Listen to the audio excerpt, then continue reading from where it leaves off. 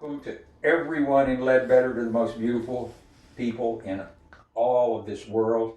Soul Cafe is starting a new service today. That is, we're more than eat in. We're not even takeout. We are in-home delivery. And so Soul Cafe is open for business, and boy, is it good to have us a sense of being together right now.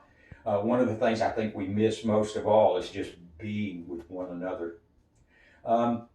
There is something that I think relates to how we're right now processing all this coronavirus episode that we're having to go through, and it has to do with some of the words that Jesus spoke from the cross. We'll kind of have to make a jump to get there, but in that process of reading the words that Jesus said during his last few hours that he was alive, one of the things that he said, we come to this one. It's very simple. It's short. It's what he could say in the little breath that he had left. And he said, I thirst. It's recorded in one of the Gospels that Jesus said that, and no gospel records everything he said from the cross. The fact is, there might even be things that he said that aren't recorded at all. But what we do have are that series of things that he said in this in this deep pathos of, as he's going through his own death. And it seems that this one really gets close to identifying with us when he says, I'm really thirsty. It goes without saying that by now his body is dehydrated. He's lost so much blood. He's probably, in a sense, lost a great deal of fluid just through sweating. This is quite an ordeal. And so we don't eliminate the fact that Jesus is physically thirsty. That is, that he cries out because he wants something to drink. Fact is, there's one account that people responded to that, and they dipped a sponge in soured vinegar, and they put it on a stick, and they lifted it up to his lips, and he refused it. So I'm wondering if his thirst was not only physical, but I wonder if he was talking about another kind of being thirsty.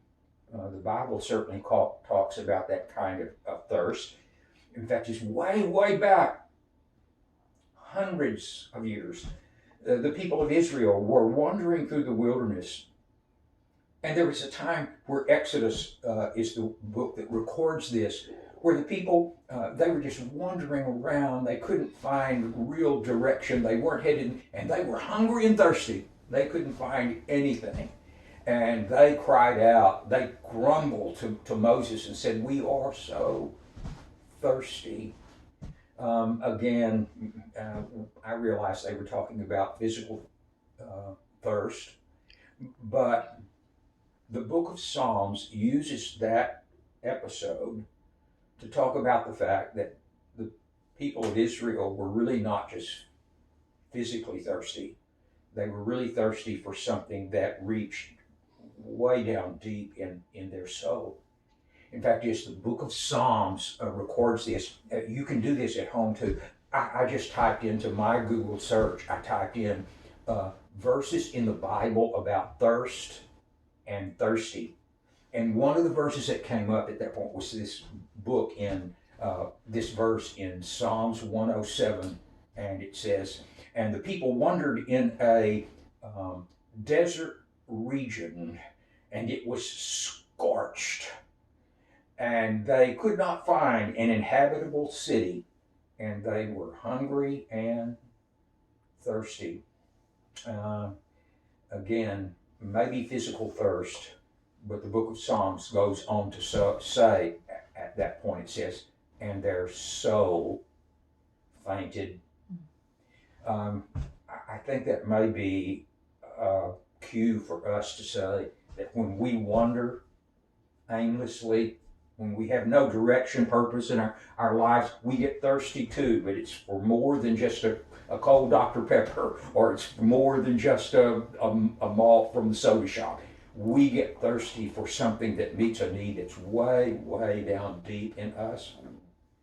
Jesus kind of caught that as metaphor when one day he was at a well in Samaria, and there was a lady that came out about noontime, and she was going to draw water from this old traditional well, and Jesus was simply kind of resting there beside the well, and his disciples, his friends, had gone into town to get something to eat, and so she comes with her water jar on her shoulder, and she starts to tie it onto the rope to let it down in the well, and Jesus said, could you give me a drink? Well, she's absolutely shocked by this. First of all, because the strictest Jewish rules were you just didn't speak to women in public, and Jewish men especially didn't speak to Samaritan women who were somehow below them. I mean, she couldn't believe what was happening right then, and she volunteered the possibility of giving him a drink. And then he says to her, but you know what? If you knew who's asking you for a drink right now, you would be asking me for a drink. Because I can give you the kind of water that goes way, way down deep and comes like a living spring out of you. And if you drink of this water, Jesus said to this woman, who must have been thirsty at a much deeper level than physical thirst, thirsty for a meaningful life, thirsty for a husband that she could count on, thirsty for friends who really could still care for her, given all that she'd been through. This lady was really thirsty. And Jesus said to her, you know, if you drink the water that I can give you, you will never be thirsty again. And she said, give it to me. I want it right now. Whatever happened in the conversation, this woman's life, the needs of her heart were met at such a deep, deep level that here's what the Bible says. Her friends came back out. Jesus' friends came back out to meet him, and she felt it best to run back in town. Someone remarked, she ran back into town, but she forgot her watering pitcher. She didn't take her jar because she had the spring of life now deep, deep in her heart. Jesus uses that same wonderful, basic metaphor over and over again. And he says, I think in about the 7th chapter of John, he says, come to me and drink the water of life. Come to me and have your needs satisfied at this incredibly deep level. Come to me and find something that makes life really worth living.